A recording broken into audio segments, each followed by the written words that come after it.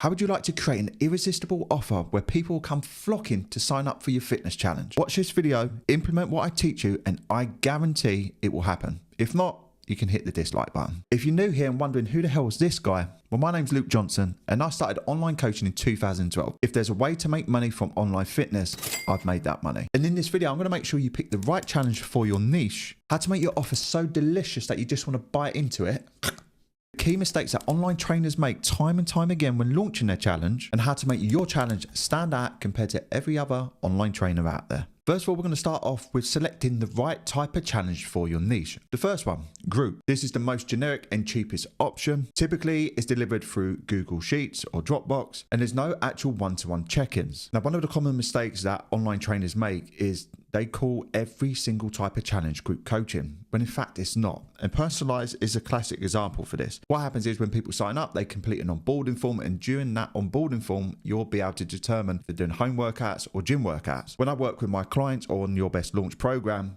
we actually automate this whole process so you don't have to set them up individually. And this can be a pain in the bum if you've got over 100 people that sign up. This will include a weekly or bi-weekly check-in. And the last challenge, the customized one.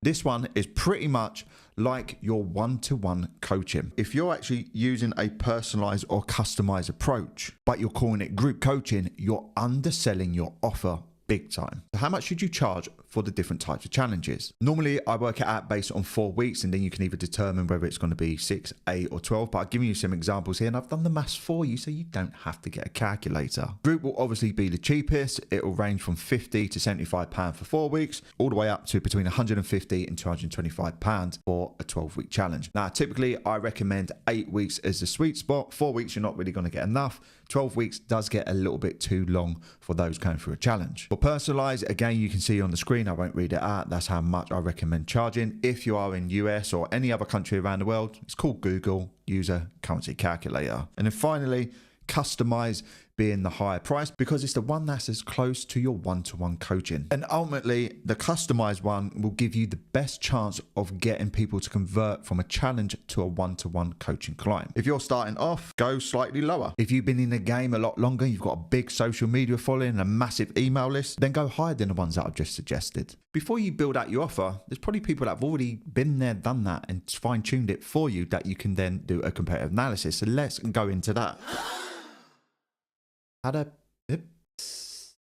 What we can learn from this, guys, 1, don't put your personal photos on your iPad, and 2, Canva AI is not that good yet. So it's not going to replace you. There's a real photo. If you actually want to get 10 launch tips over 10 days sent to your email inbox, go to that URL or scan the QR code. So what I like to get my clients to do when they first start working with me is to write down all of their competitors, and I get them to put their names down, write what their products are. So do they sell one-to-one? Do they have a challenge? Do they have an app?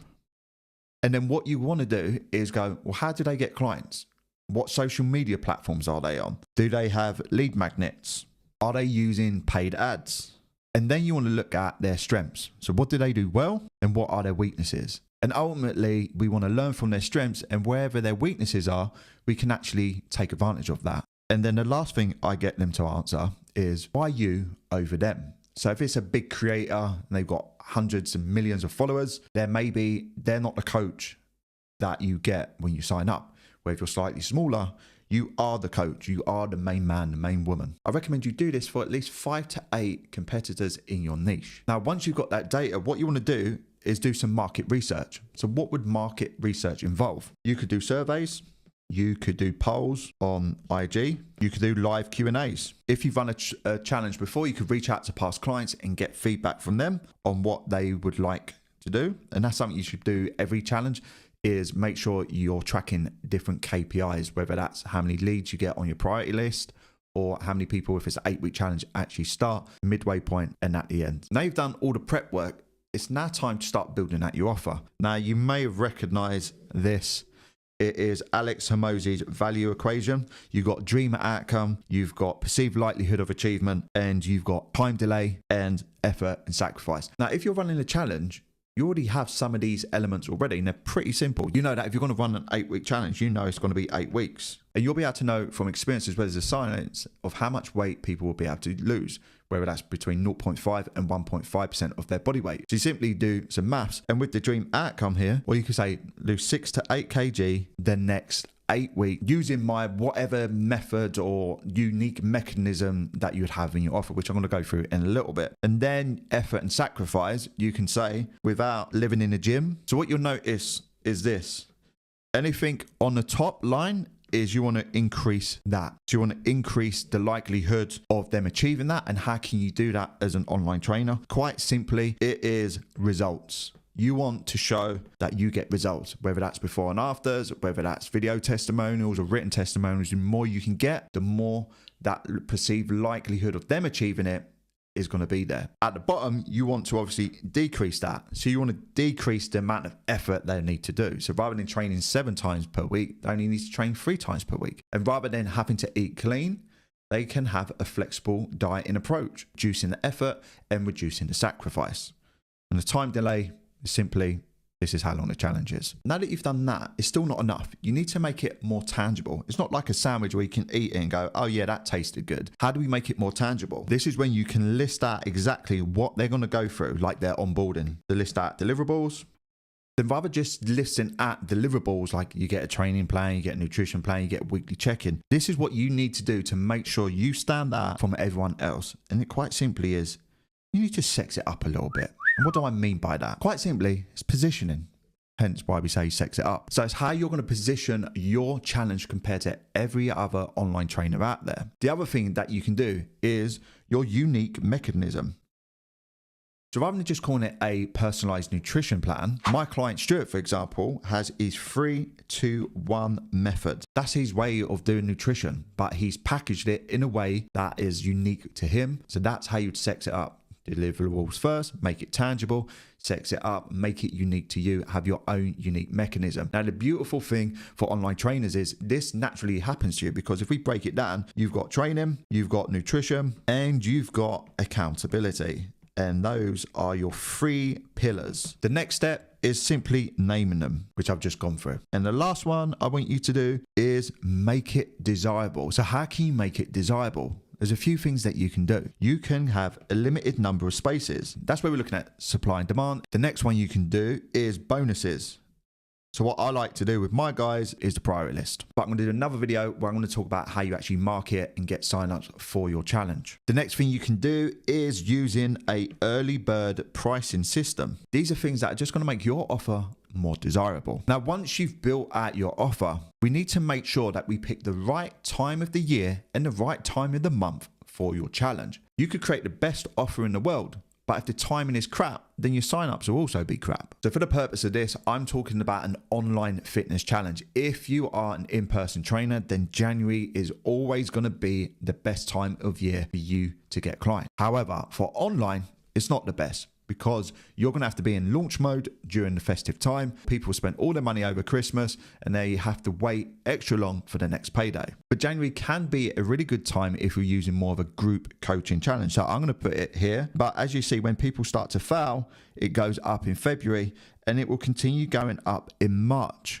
People start off, they try it themselves, and then they realize that the motivation is not there, and then it drops slightly. So the best time for us as an online trainer is to launch probably around February and March time, and that will continue to go up. It'll stay up until May and June, and then you'll see that it will drop down in July, because people are then going away on holiday, especially if they have children, and that will stay lower. When the kids go back to school and the summer holidays are over, that motivation will go all the way up, and then it will go all the way back down because it's Christmas and people are like, I'll wait until the new year. So one of the best times to launch your fitness challenge. January can be pretty good. February, March time is a great time. Sort of May time, so they're getting in shape just before their summer holidays, and the next time is probably September, October. But I recommend that you stick to 3 challenges per year, and I'm going to tell you why. Introducing the brand bank. Now, this is what happens when you are promoting your launch. What happens is your brand bank, your asking will actually decrease. So your brand bank, your brand equity will go lower. because you need to promote to get signups. So the reason why I say I want you to use 3 challenges per year is because during the times that you're not actually running a challenge, what your aim is to increase the brand bank, increase your brand equity. So how can you do that? You don't ask, you don't say anything, you don't try and get anyone to sign up to anything. If you've still got one-to-one, you can do that in the DMs. So let's go back to that diagram, and what you'll be doing here is during this period, you will be promoting. So your brand bank will be going down. Once you've launched, your next focus is to make sure you deliver. So during this period of time here, you want to be increasing the brand bank. You want to be building your email list, because when you launch again, you want to make sure that you've topped up that brand bank. You want to be creating valuable social media content, giving out lead magnets, and then using social media to drive traffic, to capture emails or even phone numbers for SMS marketing. The thing here is this is rented. Instagram could shut you down just like that. So it's really important to grow your personal brand is to actually build out your email list, because you own this. Yes, you can change email service providers, but you can download that and you can take it to whatever platform you're on. So what you want to do is make sure you're using social media, because that's where the attention is, provide value, generate leads from social media, build out your email list or phone numbers. And in between launches, your sole focus is to not ask and just build brand equity with your audience while growing it. Because then the next time you launch, you'll have a bigger following, a bigger email list, and it will make it easier to continue to get high numbers for your challenge. If the whole process of launching a fitness challenge is overwhelming, because trust me, it is, and you'd like me to be your launch advisor over an 8-week period, then scan this QR code or go to this link and check out the Your Best Launch program. I even give you a guarantee that if you don't have your best launch, I'll pay you $2,000. So now you've got your challenge offer. If you want to learn how to promote it and get the most signups you ever had, then watch this video here.